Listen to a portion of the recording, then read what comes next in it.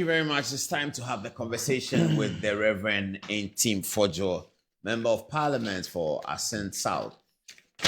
And he's here to help us with the conversation. We held a press conference today. I was watching. You were a Member of Parliament. You were part of the beginning of the thinking of. You worked with Sam George on the bill and all of that, right from the beginning. You were one of the promoters of the original bill. What's the latest? So some sentiments changed in there? Yeah, thank you very much, Paul. In fact, right from August 2017, as you can see on the screen, that was when I held the first press conference on LGBT in Parliament. And on record, I'm yet to come across any LGBT press conference ever held in Parliament, August 2017. And that was the time Speaker Okwe was a speaker. And in fact, he was very strong in supporting advocacy that we mounted. Somewhere along the line in 2021, Honorable Sam George and a group of our colleagues also came together. We shared in that conviction that indeed the 1960 Criminal and Other Offences Act was just a string of legislation which is not encompassing and comprehensive enough to deal with all the emerging dimensions of LGBT, and therefore a new bill is necessary. I mean, there was a spirited advocacy for it.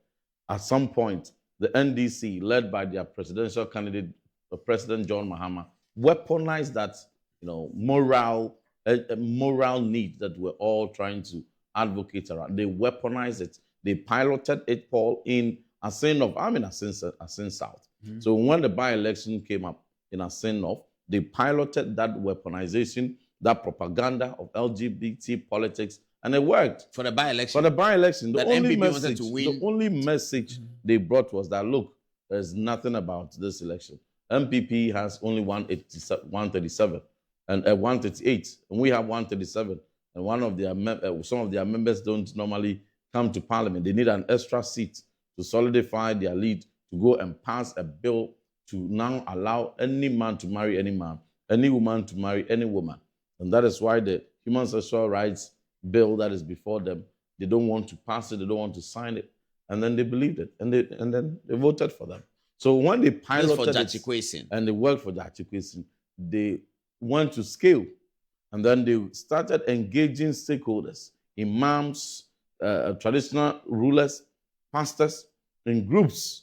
And some of them came public. And those that came public are the videos you just played. Also, there was more secret meetings. There were a lot of engagements that did not even come to the screen. And he got the clergy to rally around us. Because this is something that is an abomination in the Bible, abomination, haram in Quran, and it's an abomination in our traditional system. And wherever you take it, an Afrobarometer survey conducted by CDD indicates, and still, even by now, to even be more, that 93% of our population find it repugnant. They meld, they exploited all these moral issues. And then only to promise that they will sign. And one of the biggest deception was that they succeeded in creating an impression to every Ghanaian that the bill was passed and presented to President Akufo-Addo. And President Akufo-Addo refused to sign it. And so President Akufo-Addo and Dr. Bawumia have refused to sign it, and the bill is at Jubilee House. So if voted as president, the first day he can sign it, yeah. So they voted for him. This evening, I was on the show, Akusi saying, one of the pastors, very respected pastors, who was at that meeting, those who got up and clapped and went and laid hands on him and blew all kinds of tongues on him, came confessing that Reverend Charles Owusu, he expressed his biggest disappointment. He said he has never, ever been disappointed and deceived the way President Mahama deceived them. And because of the promise and the deception that he will be the one to sign the bill, he actually voted for President Mahama and NDC because of their deception, only for them to turn around to now throw it out of the table and declare authoritatively that it is out of the question, it is not part of the priorities, and now he's seeking to solve all basic needs before he takes a look at LGBT. That is a shameful U-turn. That is a disappointing deception. That is a scam. But Paul, you can scam youth when you promise them 24-hour economy and then turn around to take 111 million cedis from them and then turn around to disqualify them and say, I have just a place for 5,000 for you. You can scam them and promise them one job, 3 shifts, 3 persons to turn around, collect hundreds of millions from them, only to disappoint them. You can scam everybody around Galamsey and say that I'll save the environment, I'll stop the destruction of our environment, save our waters, and come and muddy the waters, poison the waters 10 times what you condemned. You can scam Galamsey. You can scam cocoa farmers and promise them 6,500 cedi per bag, come and even reduce it to below 2,600. You can scam farmers. But when you look, clergy, imams, pastors, apostles, bishops, archbishops in the face, and then you lie to them that vote me in power, pray for me, weaponize your pulpits for me, do all kinds of things, agenda for me, and I will come and sign the bill. And he promised them and said, when I come, LGBT will never get to our schools, only for you to come. And the first thing you did was a state-sponsored LGBT couple from South Africa, 2 young men who came and kissed openly and under our national monument, our most sacred monument, the Independent Ark and the Kwame Nkrumah Mausoleum, all these national security zones where camera surveillance, 24/7 surveillance, under the full glare of national security. They came and did all that, did photo shoots, campaigned openly that gay, lesbians, homosexuals, come out, do whatever you want. We've granted you in the second independence. Nobody will do anything to you. Indeed, nothing was done to them. They went. President Mahama sent to Kujita Blakwa and the ambassador to UN Human Rights Council. In that same year, they went and when an important vote on LGBT was passed, they ran away and abstained. Contrary to the position, the conservative position of this country, all this while, they ran away. We were warning the population, Ghanaians, that let us be careful. Nobody would listen. Then they went and printed LGBT definitions into our books, sponsored by Ghana Education Service and NACA, and under the supervision of Ministry of Education. You're talking now. This is what has happened. I am talking now. Are you serious? I am talking now. And Paul, this is the book. What is it called? It is called Physical Education and Health Elective. Physical Education. Which and year Health. did it come to curricula? 2025. Copyright. 2025. This is it. 2025. This is a government teacher manual. This is not a private textbook. Mm-hmm. So President Mahama sits in Jubilee House and gives his command, and it trickles down the ministry, goes to NACA, goes to GES. They print these books, distribute them to schools, hold workshops to train teachers how to deliver this instruction. And then the first week 1, Paul, please read for me what's the definition of gender identity. Number 4 is just that. Week 1 is for what class? This is for SHS. This SHS book. Just the first week. Is it sexual orientation? Gender identity. All the So definitions are problematic. 1 is sex, 2 is sexuality, 3 is sexual orientation, 4 is gender identity, 5 is gender expression, 6 is consent. So gender identity. The honorable member wants me to read 4.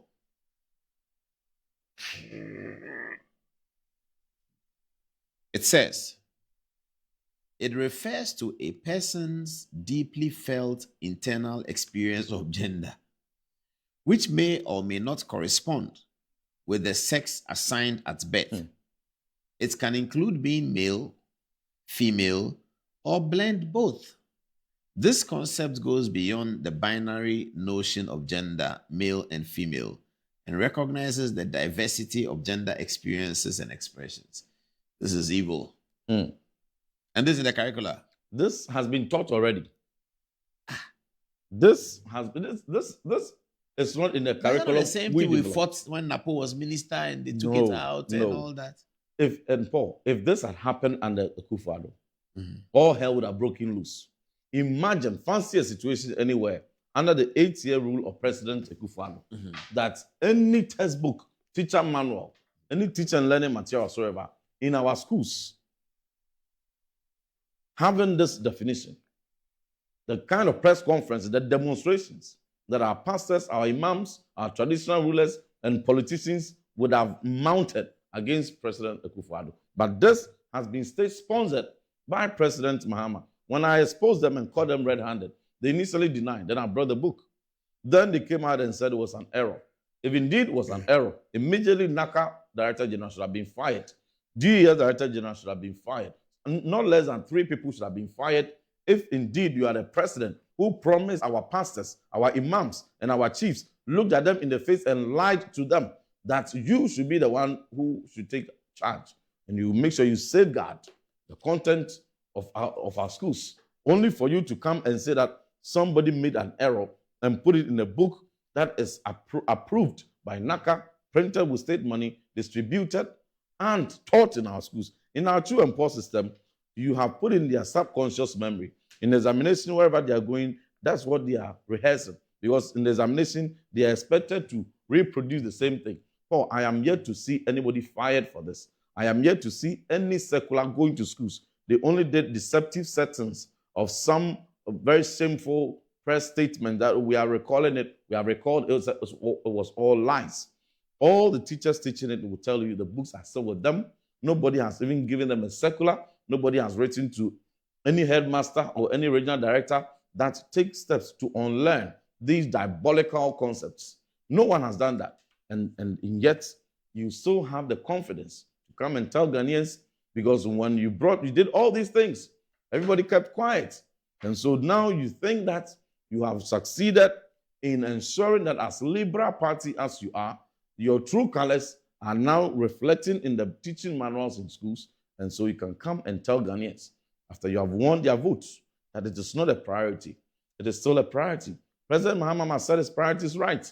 This is the reason why when the bill was introduced in Parliament, the same bill that was so attractive to them, the same bill that was their major priority, the same bill that was their major attraction. Now, the first time they saw it on the order paper, they all were appalled. They quickly distanced themselves from it and deleted it immediately from the order paper. So it hasn't come onto the floor for second reading? It took us press conferences, advocacies, pushes, prayer, everything. We combined it for 7 months before it came back on the order paper.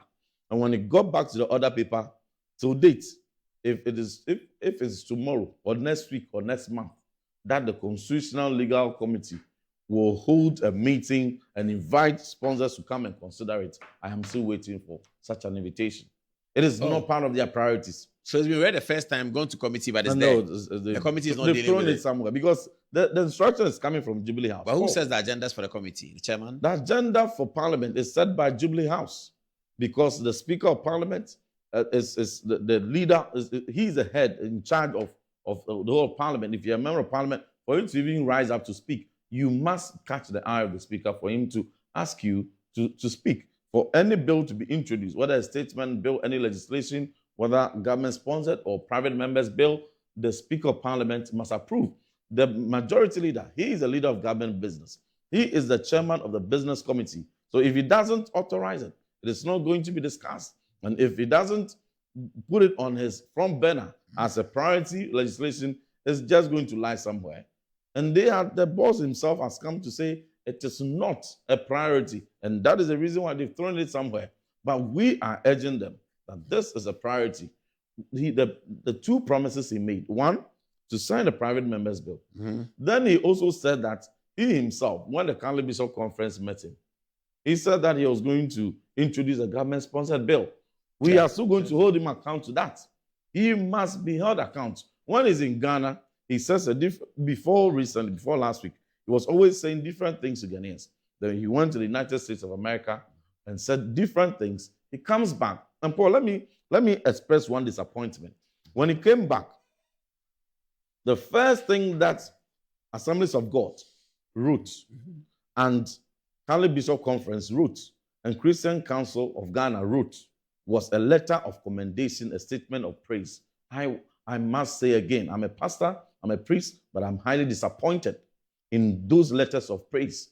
Praising President Mahama for the fact that Lincoln University had withdrawn his honorary doctorate, and they are claiming that it was because of LGBT. Have you cited any letter from Lincoln University stating that they withdrew the honorary doctorate because of LGBT? as anybody Yeah, but we seen started a any letter such from the Ghana embassy, a statement from the Ghana embassy in Washington. It is a figment of their own imagination. Are you serious? Have I dare them to prove a letter from Lincoln University citing that we have withdrawn the honorary doctorate on grounds that President Mahama has passed any LGBT bill. In any case, Not that he has passed, but the LGBT situation in Ghana. No, what is the situation? What situation? Have we passed any bill? Well, but if the government doesn't have a letter like that, and the government statement from the embassy, I in dare America them. I says dare. he has a letter, that's a serious matter. Ablakwa. I dare Kwacho Fosu. I dare President Mahama. Anyone who says that he has a letter that says that Lincoln University has written that we have withdrawn your honorary doctorate because we are not comfortable with President Mahama, so and so he has done for LGBT, against LGBT. I seek to know that letter. I don't think it was about Mahama. It was about the national situation. So, what about the national situation? The concern that there's been a lot of Ghanaian advocacy against LGBT in a way that Lincoln University doesn't like. So, if that is what they are saying, then they must say so. But the letter seems to be what they said. But the statement they wrote didn't suggest so. Okay, the statement of praise was not about singular position. Yes, the statement of praise written by Assemblies of God, written by Christian Council, written by Catholic Bishop Conference was singling him out, praising him as he has done something extraordinary in clipping the wings of LGBT, and for which he should have sympathy for the withdrawal of the honorary doctorate. But I'm asking, what did President Mahama do in clipping the wings of LGBT? Because under his tenure, I have cited all these things with evidence. So what has he really done on LGBT? That was my first disappointment. And the reason I'm disappointed was because when he saw that 3 ecumenical bodies, very important bodies, have written in praise and in support of him, and then he thought that now I have sympathy. So let me just go and release what has been on my heart all this while, that LGBT is not even a priority. There are basic needs. And so 2 days after, he came Messias and boldly looked them in the face and said that LGBT is no longer a priority. It's not priority. There are basic needs. I'm asking Paul, between 2021 and 2024, didn't we have the kind of basic needs President Mahama outlined? The kind of food, shelter, education, health, we did. Jobs, we still roads. But he's been saying that he has done research. He says inflation is down, exchange rate is down. If his economic narrative is not artificial and it is true, doesn't that contradict his claim that he should be concerned about basic needs, and for which, until basic needs are dealt with, he's not going to look at the LGBT? That is deception. But 93% and even more of our population are saying, no, we are not with you on this. For us, LGBT is still a major priority. It still remains abomination in our Bibles, it remains abomination in our Quran, remains abomination in our tradition, and therefore realign your priorities. But some of the ecumenical bodies have started coming out. And like you said, Catholic Bishop Conference, even though they wrote that letter of praise, the moment the president came out to give that shocking statement and that deceptive U-turn, they came out to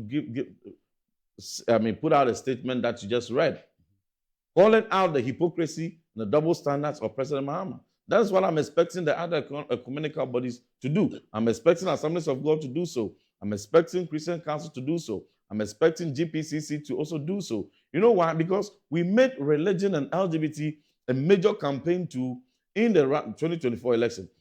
Many people said, oh, my pastor says we don't want a Muslim to be a president, and that it is John Mahama, who is a Christian, he should be president because we can trust him that he will sign a bill. And that was a major thing. Now, fast forward, in 2026, we have President Bassirou Faye, who is a Muslim, president in Senegal. He has signed a bill that imposes 10-year prison term.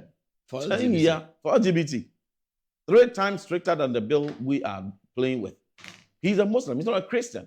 He's a Muslim. So anyone who did politics, religious politics, anyone who did LGBT politics, and threw dust in the eyes of everybody that a Christian leader, Assemblies of God president will come, he will sign, he will not take it to schools, and now Assemblies of God president is president, and this is the kind of diabolical, shameful, ungodly concept he's teaching your children, and a Muslim president in Senegal has signed a bill that imposes 10-year prison term on LGBT practices. The contrast is there. So 2028, will you have the confidence to come out and say that vote against a Muslim candidate? They will come back, they will tell you right there, the moment they will get up and tell you right there that indeed we will not fall for this deception again. But Paul, you mentioned something that is very critical.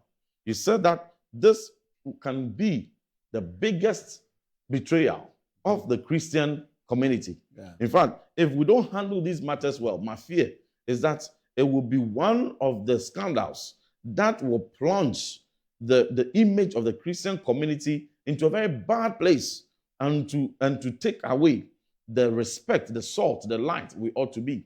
If our fathers don't rise up as early as possible to call out the hypocrisy of the president and to let him know how he disappointed them and how he misled them, if they don't do so, it will be difficult, and a time will come you say, praise the Lord. You won't get anybody to say hallelujah. Mm-hmm. That would be unfortunate. Mm-hmm. But I trust my fathers, and I believe in my fathers. I know their integrity and their credibility. They will rise up to the occasion and redeem their image, and redeem that for all of us, young pastors and Christians who look up to them. Thank you.